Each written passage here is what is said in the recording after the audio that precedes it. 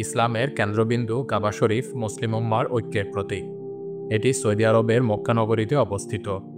এটি ইসলামের প্রথম কিবলা এবং হজ ও উমরার প্রধান কেন্দ্র।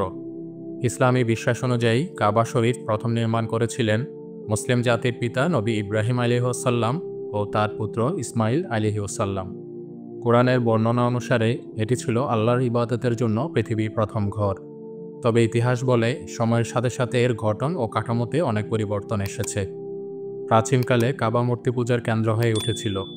মুসলিম উম্মার সর্বশেষ নবী হজরত মুহাম্মদ সাল্লাল্লাহু আলাইহি ওয়াসাল্লাম মক্কা বিজয়ের পর কাবা থেকে সব মূর্তি অপসারণ করেন এবং এটি এক আল্লাহর ইবাদতের জন্য পুনঃপ্রতিষ্ঠা করেন। পরবর্তীকালে বিভিন্ন শাসকেরা কাবা সংস্কার করেছেন। অদেখা দিগন্তের এই পর্বে জানব পবিত্র কাবা শরীফ সম্পর্কে।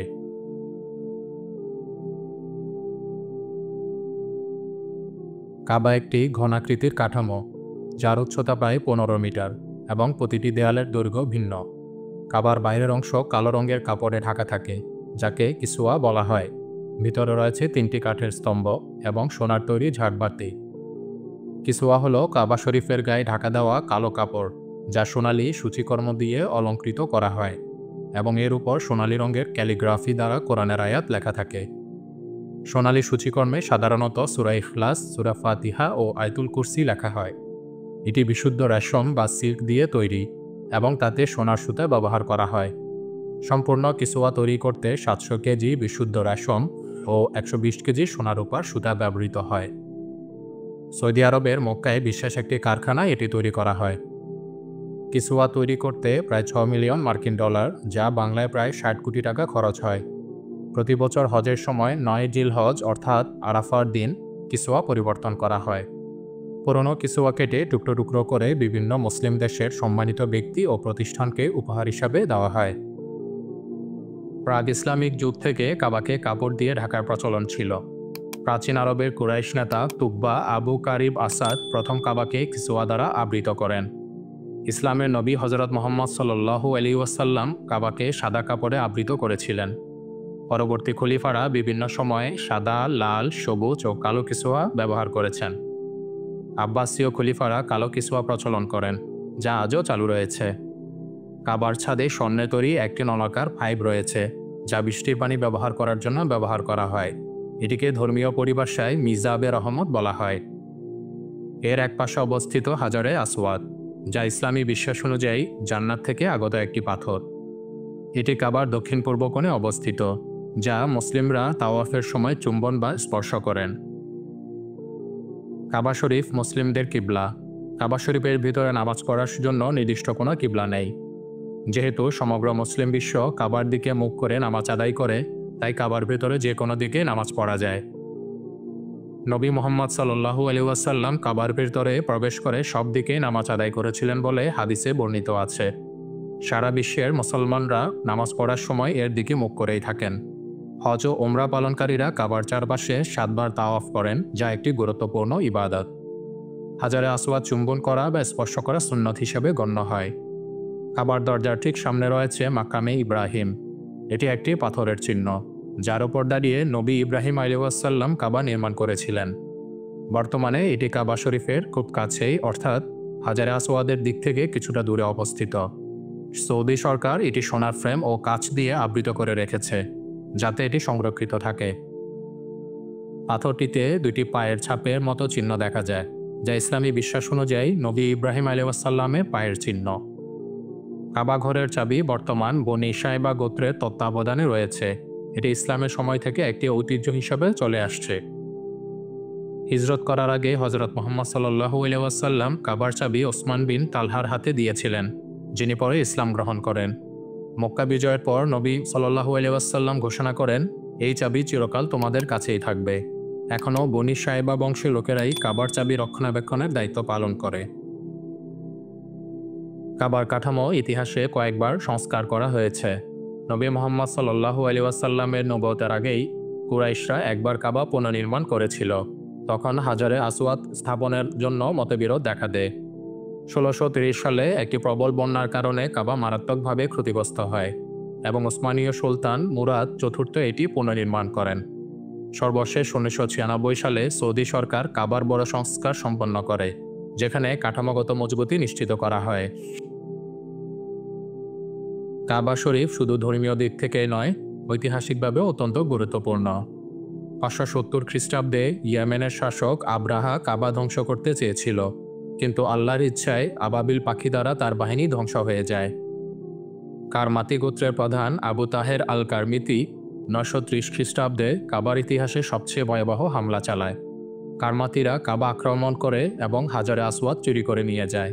তারা এটি 22 বছর ধরে বাহরাইনে রেখে দেয় এবং পরে ফেরত দেয়। বর্তমানে এটি 8টি ছোট ছোট টুকরা আকারে সংযুক্ত আছে। কারমাতি হচ্ছে ইসমাইলি শিয়া মতাদর্শের চরমপন্থী একটি বিদ্রোহী দল, যারা আব্বাসীয় খেলাফতের বিরুদ্ধে বিদ্রোহ করেছিল।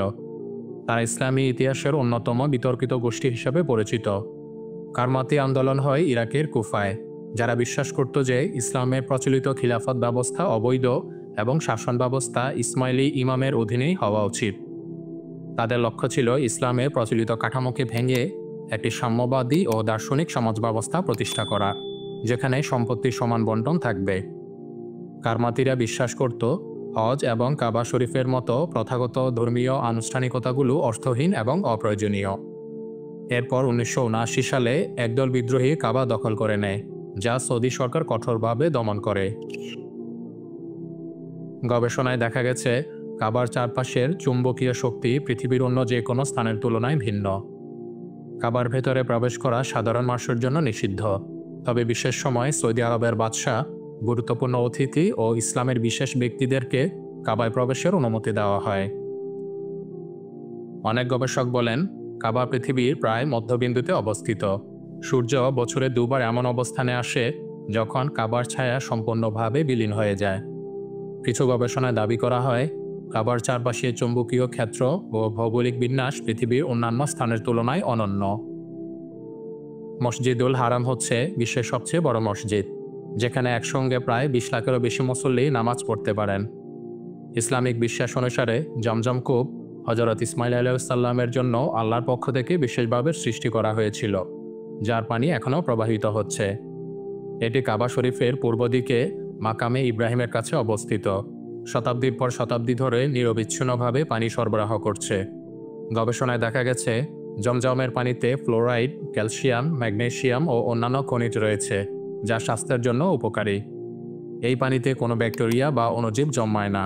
গবেষণা অনুযায়ী জমজম কূপ থেকে প্রতি সেকেন্ডে 8 লিটার পানি উত্তোলন সম্ভব। বর্তমানে এটি স্বচ্ছ কাঁচ দিয়ে আবৃত এবং আধুনিক প্রযুক্তি ব্যবহার করে পানি উত্তোলন ও সংরক্ষণ করা হয়।